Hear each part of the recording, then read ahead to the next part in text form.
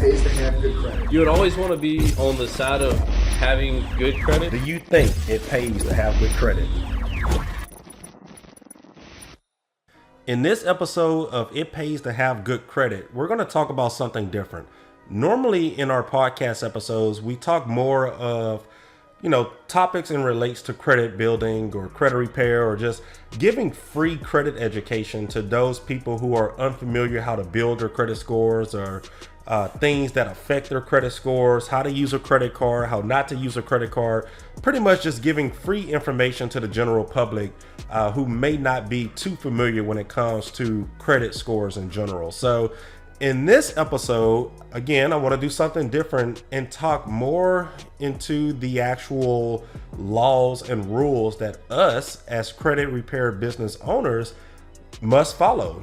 Recently there has been a few lawsuits with big names in the credit repair industry. Lately, some of the biggest credit repair companies been getting sued for violating some of these rules and laws that we have to follow.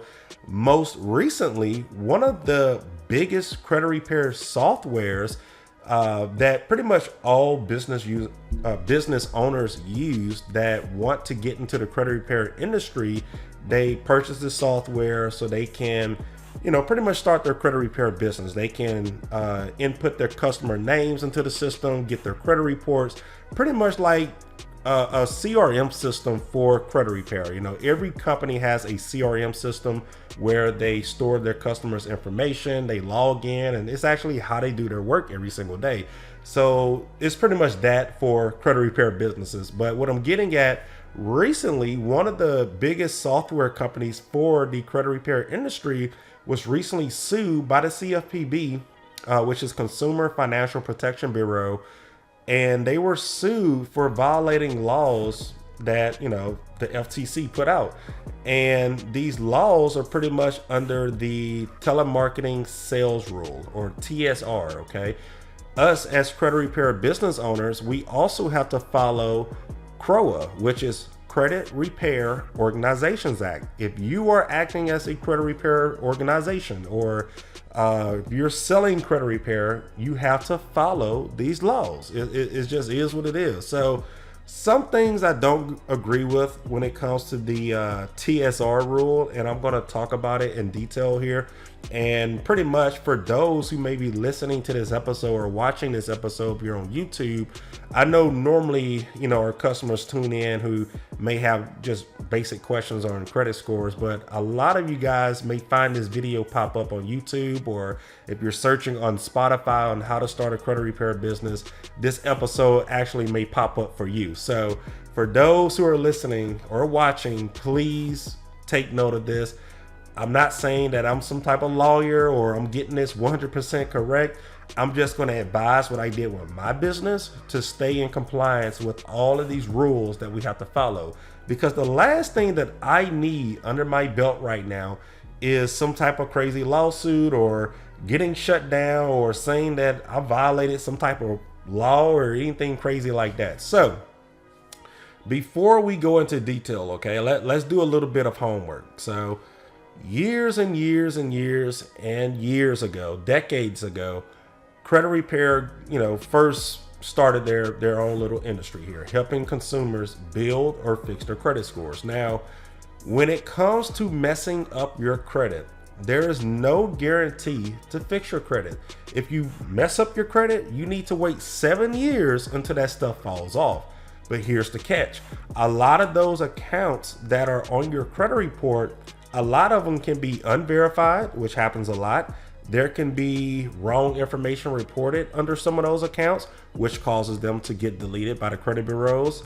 A lot of times those accounts are incomplete, which requires them to get deleted.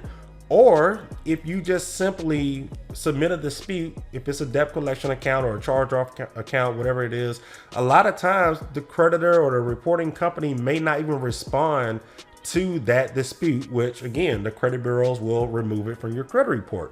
So that's the whole process with credit repair. You're trying to find ways to get this item removed from the credit report, so that way it's no longer affecting the credit scores. That's all credit repair is. You can either hire a service to do it if you don't have the time, or if you have the time and can go back and forth month by month, you can do it yourself. It's just a service, okay? Now, people got into the credit repair industry and not just remembering that at the end of the day, it's just a service. Just like if I wanted to hire someone to cut my grass at my house every single month or every 2 weeks, yes, I can do it myself, but my time is more important. I can be doing, far more important things, or I may not have time. Therefore, I will hire someone to cut my grass. Same thing with car detailing. I can wash my truck myself. If I don't have the time, or if I don't feel like it, I will hire a detailing service, or just go through a little $5 drive-through car wash. It's a service. That's all it is. Okay. So when people got into this credit repair space, a lot of bad people, 9 times out of 10, not registered businesses, maybe some, but not all, got into this industry and started making fake ads, ads in the newspaper, things like that. I'm talking decades ago, saying, oh, bad credit, no problem. We can fix it. We can fix your credit in 1 month, or fix your credit in 1 week, whatever the case is, pretty much giving false ads. Okay. It gave a really nasty vibe towards the credit repair industry. So if you hear someone say they started a credit repair company, you're already feeling like it's some type of scam just due to the bad information that's out there. So when I go over these laws, I'm not going to say that I don't agree with them, because they should be there because of the bad people that's in this industry. Okay. So these laws definitely have a point. Now, there's one that's recently caught everyone's attention that I'm going to talk about, and I don't agree with it, but I'm also going to tell you why it may be there. Okay. So when it comes to starting a credit repair business, you also may have some state laws and things of that nature, but the main government laws that we must follow by the FTC and things of that nature are the most important. Okay, you definitely don't want to screw yourself by not following those type of laws. Okay, so the very first thing that you need to be aware of is the Credit Repair Organizations Act, CROA, short term known as CROA. Okay, Credit Repair Organizations Act. And in that law there, that article, there's certain things that we must follow. Right here in my laptop, I don't even need to read this because I know it off the top of my head. Okay, in the Credit Repair Organizations Act, everything that I just mentioned about people scamming and lying to consumers, that is all part of the act, okay, of the law we must follow. You cannot give fake promises. Okay, you cannot say, oh, you got bad credit, I promise to get this removed within a week or two. You don't control that. That is lying. You cannot do that. Okay. Cancellations. You must give your cancellation details in the agreement that you have the consumer sign. You cannot give some type of guaranteed, not guaranteed. You cannot offer a contract for credit repair in regards to canceling your subscription or canceling your service. If a customer wants to cancel, they can. In fact, when they sign up, no matter paid or not paid, they have the right to cancel your service within 3 days, free of charge. Whatever it is, if they paid something, give it back to them. They got 3 days to do so. Now, this is going to lead me to my next thing here when it comes to billing. And I'm going to say this in detail. So this next law that I'll talk about that's confusing everyone, this is going to make sense. So in CROA, Credit Repair Organizations Act, you cannot charge upfront fees. Okay. So if a customer came to you, or let's just say me, since I own the actual credit repair business, if a customer came to me, you cannot tell them in order to sign up for your service, they have to pay something upfront. They have to pay a sign-up fee or a enrollment fee just to get started for your service. You can't do that. You can't pay someone just to enroll with you. What are they paying for? So with Sturgis Credit Repair, we just completely avoided that and just give them a whole free month of service. We send out all of the disputes. We pay for the shipping of their documents. We literally pay for mailing, stamps, getting the stuff shipped out, taking it to the post office, time working on this consumer's case. We do all of that the very first month, envelopes, paper, printing, ink, whatever. We do all of that the first month. We don't charge anything.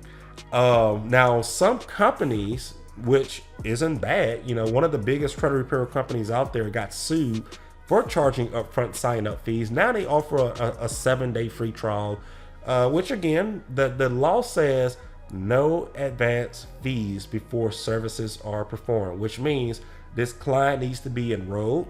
They need to sign your contract so they know what they're signing up for. They understand what's going to be worked on, and you process the work. Okay.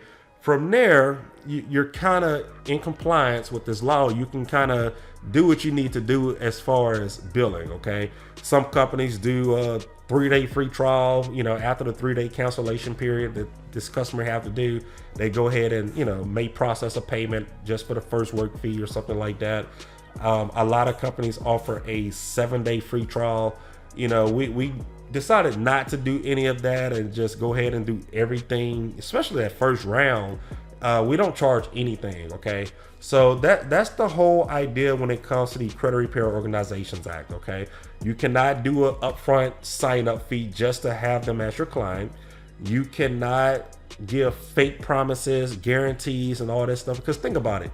Why would you trust someone to guarantee they can remove something off of your credit and you haven't even enrolled with this person? You don't even know this company. They don't even know what's on your credit. How are they going to promise to remove something if they haven't even seen it? Again, things are deleted if it's unverified, inaccurate, incomplete, or is not responded to. So if none of that applies, 1 month it's going to come back verified. You go again and come back verified. Third month it can come off. Yeah, that's true, but you still don't want to guarantee that. I get people all the time, hey Chris, is this promise to get deleted? I'm going to say no, I don't know. We just can work the process. We can work for it, and let's just see what we can do. There's no guarantee-ment, no promises. You cannot promise something because the credit repair company isn't the one that's controlling these results.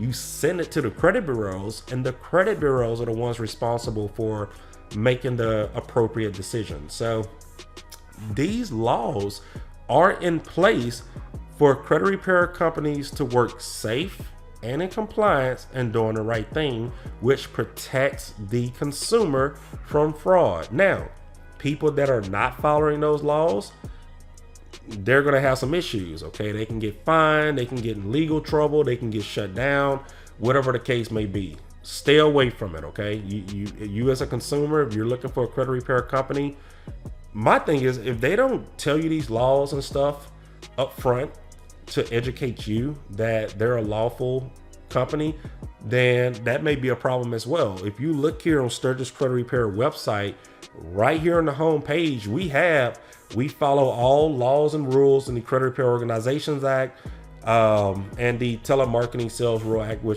or Sales Rule, that I'm going to talk about here in a second. Along with, we use the Fair Credit Reporting Act to challenge negative items on your credit report. Okay, we're going to talk about all of that. Okay, so that's the Credit Repair Organizations Act. No upfront fee just to get signed up. You have to provide a customer with an agreement. They have to read it and sign it. Once they sign it, they agree to your terms, your contract, your fees, your business, your process. They have to have a signed agreement in order to become a client. So upfront payment, agreement, no cancellation, time frames, and all that nonsense. You can't tell a customer, oh, you can't cancel unless it's been 6 months. If they want to cancel, they can do so whenever they want. I believe I'm missing one. Oh yeah, and no fake promises and guarantees, because you don't control that. If you follow those few things, you will be safe. Okay, now, recently, a big credit repair software company was recently sued by the CFPB, which is Consumer Financial Protection Bureau, for violating the Telemarketing Sales Rule, okay, which is known as TSR, okay. a lot of people are pretty much shocked with this lawsuit because the argument is, why is a credit repair software company, which only provides a CRM system for credit repair business owners, they're not in the credit repair space, they're just selling a software so credit repair companies can do their work. It's how they attract their leads to the website. It's how they store their customers' information safely. It's how they process the work on a daily basis. Okay, without a software or a CRM system, we're going to have to write customers' names down on like a notepad or something just so we can keep their information, or keep their files. So it's 2024. Every business has a CRM system to store their customers' information. Okay, now there's some things I don't agree with, and there's some I do agree with. I don't believe they should have been held liable as far as a lawsuit against them because they're not a credit repair business. Now, the argument is this software company allowed business owners to violate the telemarketing sales rule, okay, instead of telling them that's a no versus, just letting them do what they do and educating them and, tell them, hey, that's not the right way to do that. Okay. So they kind of led these new credit repair companies into breaking the law, which is why they got in trouble. So I guess if you go after the big dog, all of these smaller puppies will just start feeling concerned. And they're like, oh crap, I didn't know I wasn't supposed to do that. So that's how that works. Okay. So this software company was sued, okay, and they made a big announcement about it. And the telemarketing sales rule states that, okay, this is weird, and I'm going to break it down. It states that you cannot take phone calls or make outbound phone calls and upsell the customer and then charge advance fees. If you take any type of phone lead, okay, and you upsell them, okay, you must wait 6 months after the service is done, not 6 months as they're enrolled. You must finish their file, wait 6 months, and then attempt to get payment. Okay, attempt, not get payment, because this customer can have lost a job by then. They could have not be here anymore, or whatever the case is. You're never going to get in contact with a customer 6 months after you kind of, told them they're no longer in the service or they no longer need the service. You worked on it for free. You paid for all this stamps or all this mailing and the stamps, postage, all these stuff, fees and stuff to get this customer's financial situation corrected or fixed. And you've done it for free, and you spent money doing all of this stuff, time and money, and you have to do it for free until they're done and then wait 6 months. That's insane. No business would be in business. So again, there's some things I agree with and some things I don't agree with. Now, that law sounds very, very harsh on the credit repair industry and any other company that does telemarketing. Okay. Now I'm pretty sure years and decades ago, when that law was placed and was targeted towards credit repair businesses, they were really upset at a lot of credit repair fake people or scams that were in the credit repair industry by bad people. Sadly, us good companies like Sturgis Credit Repair have to suffer for bad people that's out there, because that law is in place to pretty much make it impossible for scams to make a living in the credit repair organization. The whole organization, okay, or industry, my bad, credit repair industry. So big companies that has hundreds of clients or thousands of clients, it doesn't really affect them as much because they have so much clientele. That law is in place to shut down all of these smaller scams that's scamming one person a month or one person a week or whatever the case is. They're not really affecting the bigger companies. Okay, so is credit repair a telemarketing company? It can be, but most aren't. Okay, when you hear telemarketing, it's telephone marketing. Okay, mostly credit repair companies market online. Telemarketing is more as if you get like a list of phone numbers and you do all these cold calls, just like people go up knocking on your door. Okay, they're trying to sell you some type of pest control service or a roofing service, or I don't know. These people that go in your neighborhood and they just go door to door to door knocking, door to door sales. Think of that and put it towards telephones. That's telemarketing. So I know for a fact, Sturgis Credit Repair, we have never used telemarketing in our marketing services. All of our stuff have been online. You direct the lead to your website and then they sign up from your website. So I don't know why companies would telemarket. I don't know, but I know for a fact we haven't. But if you do telemarketing and you're calling these people and you're trying to sell them randomly some type of credit repair junk or whatever the case is, that's telemarketing. If you get that client to sign up, you have to work on their credit for free. Okay. And then once they're done, you have to wait 6 months to collect payment. If you take payment before 6 months, that is known as a advance payment, which is illegal in the TSR, Telemarketing Sales Rule. Now, do I agree with that? No. Can I deal with it? Sure. If that's a law, sure. Because like I said, we don't telemarket, therefore it doesn't affect me. Now, the issue that I have is the law states it includes inbound phone calls. So there's a lot of confusion in the credit repair industry right now, because inbound means if a customer go out of their way to call you. Okay, let's just say if a customer calls me and go, hey Chris, I see you own a credit repair company. How much are your fees? What you guys do? How this stuff works. Now, normally when it comes to me, I would agree with just giving that customer information and tell them have a nice day. Later on, if that customer thinks about it and they randomly go on the website and read something, and they decide to sign up on their own, not because of me, I just answered questions. I think if I read the telemarketing sales rule correctly, that doesn't violate the rule, because I have not upsold or upsell this customer anything. I didn't persuade them to sign up for the service. That's like if a family member calls me and say, hey Chris, such and such say you started a credit repair business. I see you've been doing your thing. You're doing great. Your business is doing well. How that stuff work anyway? And I just tell them, I don't think that's violating anything. Now, if they call in and I force them to sign up right there on the spot, and I take their payment over the phone, put the card on the file, and take payments before that time frame that's in that law, then yeah, I'm sure that's going to violate something, because you're upselling them. You're making them sign up on the spot. Okay.